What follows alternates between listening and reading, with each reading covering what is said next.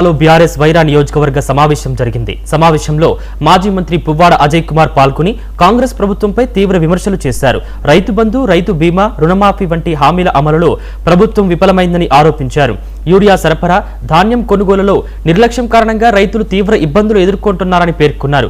ఎన్నికల సమయంలో ఇచ్చిన 6 గ్యారంటీలను కూడా ప్రభుత్వం సక్రమంగా అమలు చేయలేదని విమర్శించారు. వైరా మున్సిపాలిటీలో ప్రజా సమస్యలు ప్రస్తావించిన మహిళా కౌన్సిలర్తో వ్యవహరించిన తీరు కాంగ్రెస్ అహంకారానికి నిదర్శనమని అన్నారు.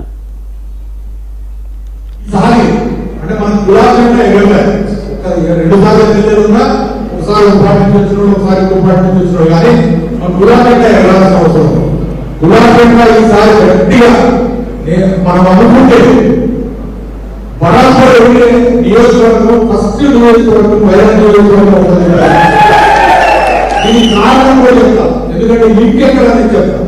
నేను ముందు చెప్పాను గ్రామీణ నియోజకవర్గాల ఖమ్మంలో ఉంటుందా లేదు. ఇక్కడ ప్రధానంగా రైతులకు సంబంధించిన రెండు విషయాలు మనం ఎంత చేసినా కేసీఆర్ గారు ఎంత చేసిన బంగారంతో చూపించినా కూడా మనల్ని కావాలి రైతులు నిర్ణయాలు కాంగ్రెస్ ఎందుకంటే 2 లక్షల రుణమాఫీ చేస్తాను. మనం దాని గురించి మాట్లాడకపోతే తప్పైంది.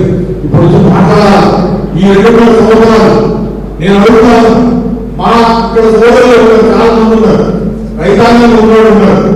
మీ గ్రామాల్లో కానీ మీ మండలాల్లో కానీ 2 లక్షల రుణమాఫీ పూర్తిగా అయిందా? పట్టిగారు ఆర్థిక మంత్రి ఉన్నావు, తుమ్మగారు వ్యవసాయ శాఖ మంత్రి ఉన్నావు, లేదా పొంగిరెడ్డి గారు రెవెన్యూ శాఖ మంత్రి ఉన్నావు. వైరా నియోజకవర్గంలో నువ్వు చెప్పిన నువ్వు వస్తావా?